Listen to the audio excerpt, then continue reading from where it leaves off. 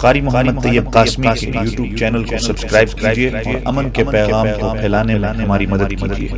اور نیچے دیے گئے ہوئے بیل آئیکن کو کلک کریں تاکہ ہر آنے والی نئی ویڈیو آپ کو براہ راست۔ اس کے پیچھے ایک مقصد ہے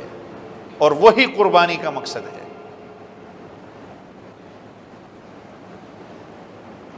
اچھا آپ کہیں کہ نماز تو چلو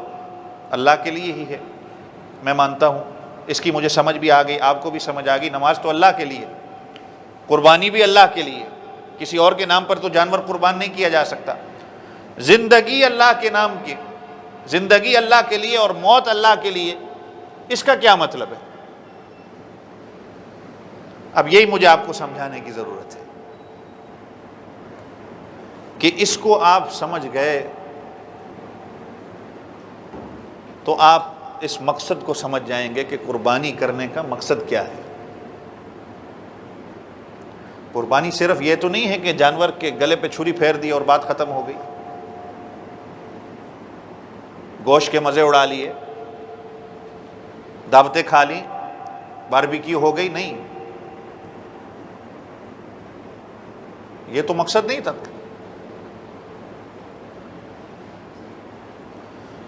میری زندگی، میرا جینا اللہ کے لیے ہے،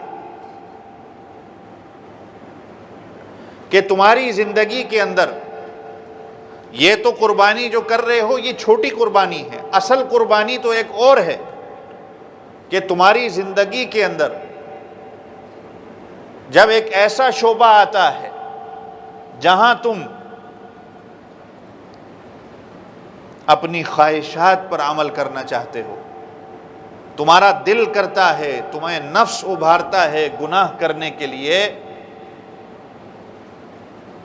تو وہاں پر بھی اسی طرح جس طرح جانور کے گلے پہ چھری پھیری ہے، اپنے نفس کو کچلنا ہے، اپنے گناہوں کے اوپر بھی چھری پھیرنی ہے۔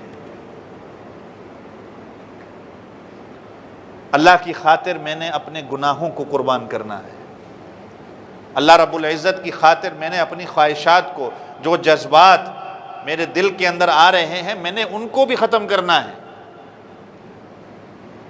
صرف جانور کے گلے پہ چھری نہیں پھیرنی میں نے،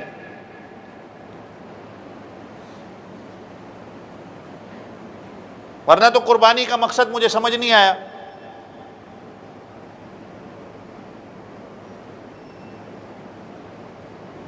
کہ اب اپنی زندگی کے اندر میں اگر بازار میں چلتا ہوں تو بازار میں شیطان، نفس مجھے اس چیز پہ ابھارتا ہے کہ میری نگاہ جو ہے وہ غلط چیز پہ جائے۔ آپ کا نفس اس کو اس طرف ابھارے گا، شیطان آپ کو بہکائے گا اس طرف کہ اپنی نگاہ کو غلط جگہ پہ ڈالو۔ لیکن اگر بندہ اس وقت جس طرح جانور کے گلے پہ چھری پھیرتا ہے، اس وقت اس عمل کو کر لیتا ہے کہ یہ میرے اللہ کا حکم ہے کہ میں نے اپنی نگاہوں کو نیچے رکھنا ہے، اور وہ اس پر چھری پھیرتا ہے،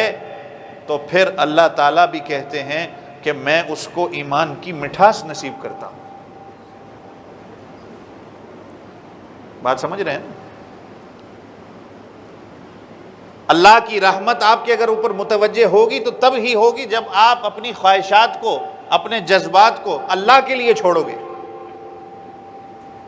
اس نیت سے نہیں کہ مجھے دنیا دیکھ رہی ہے یا دنیا کیا کہے گی، اس نیت سے کہ میرا اللہ مجھے دیکھ رہا ہے۔ حدیث پاک میں آتا ہے نا کہ قیامت کے دن جب اللہ کے عرش کے علاوہ اور کوئی سایہ نہ ہوگا تو اس میں ایک بندہ وہ بھی ہوگا کہ جب وہ زنا کی طرف پاؤں بڑھاتا ہے اور وہ زنا جس کے ساتھ اس نے کرنا تھا، وہ عورت اگر اس کو کہتی ہے کہ اللہ کا خوف کر، اور وہ صرف اور صرف اللہ کے خوف کی وجہ سے زنا سے پیچھے ہٹتا ہے، تو پھر قیامت والے دن اللہ کے عرش کے سائے اس کو بھی سایہ نصیب ہوگا، اللہ کے عرش کے سائے تلے۔